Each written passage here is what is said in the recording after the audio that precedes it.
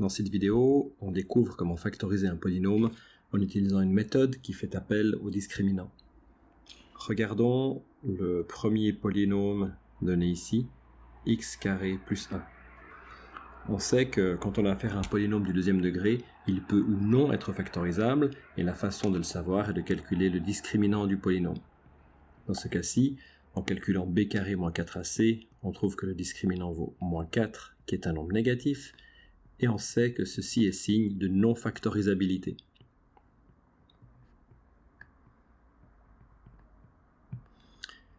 Prenons maintenant le polynôme 6x carré plus 7x moins 3.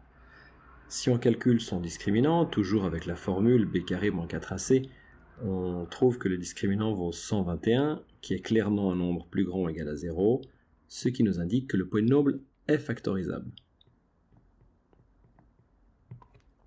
S'il est factorisable, on peut faire appel à toutes les méthodes que l'on a étudiées jusqu'à maintenant pour essayer de le factoriser, en commençant toujours par la plus simple pour s'épargner du travail, qui est celle où l'on cherche un facteur commun, celle où on met en facteur ce facteur commun.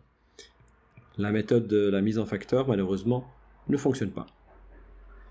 On peut essayer la méthode du trinôme unitaire, puisqu'il s'agit d'un trinôme, mais malheureusement le trinôme n'est pas unitaire. Le coefficient du terme de plus haut degré est en 6. Cette méthode-ci ne fonctionne pas non plus. On pourrait peut-être faire appel à la division euclidienne, la dernière méthode étudiée, en testant tous les diviseurs de 3 dans ce polynôme. On se rendrait compte que le polynôme ne s'annule ni pour 1, ni pour moins 1, ni pour 3, ni pour moins 3. Autrement dit, la méthode de la division euclidienne échoue aussi. Néanmoins, quand on étudiait la méthode de la division euclidienne, on s'est rendu compte d'une chose. On s'est rendu compte que si un polynôme f s'annule en A, alors ceci signifie que le polynôme x moins a apparaît dans la factorisation de f.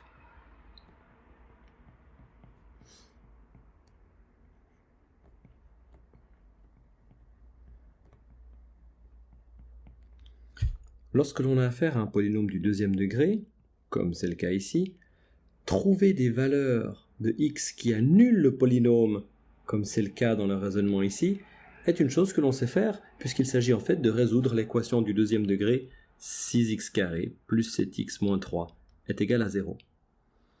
Cette équation du deuxième degré, on sait qu'on peut la résoudre à l'aide de la méthode de la formule générale.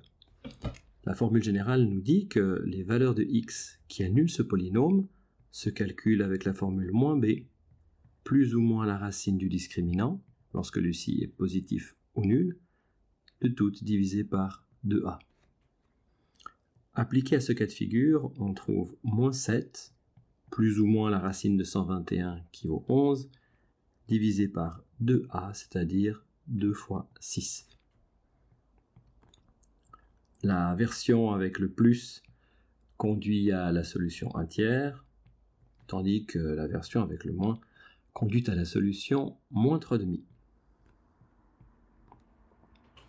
De ceci, et du raisonnement évoqué tout à l'heure concernant le lien entre les zéros d'un polynôme et les facteurs de celui-ci, on peut tirer deux choses. On peut tirer que le polynôme x moins 1 tiers est un facteur de 6x carré plus 7x moins 3, et un autre polynôme, x moins 3 demi, est aussi un facteur de ce polynôme.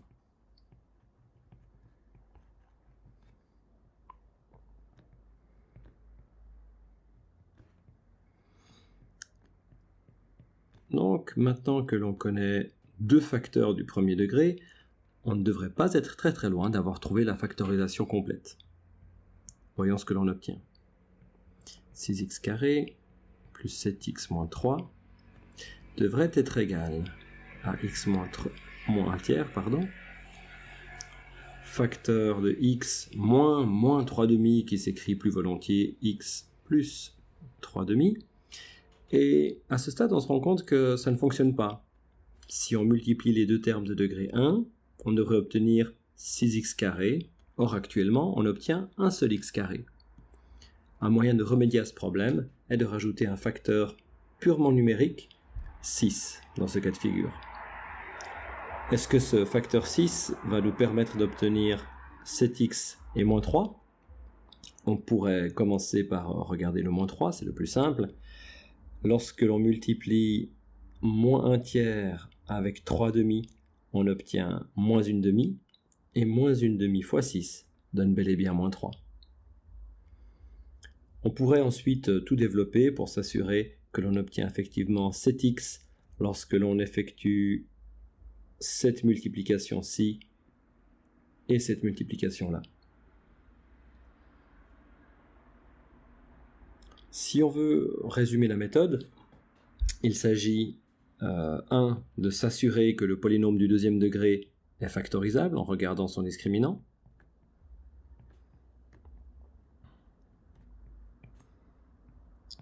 Lorsque le polynôme est factorisable parce que son discriminant est plus grand ou égal à 0, trouvez les zéros du polynôme.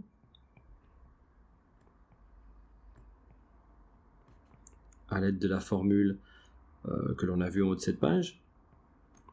On va les noter Z1 et Z2. Une fois qu'on a les zéros, on sait que le polynôme se factorise ainsi.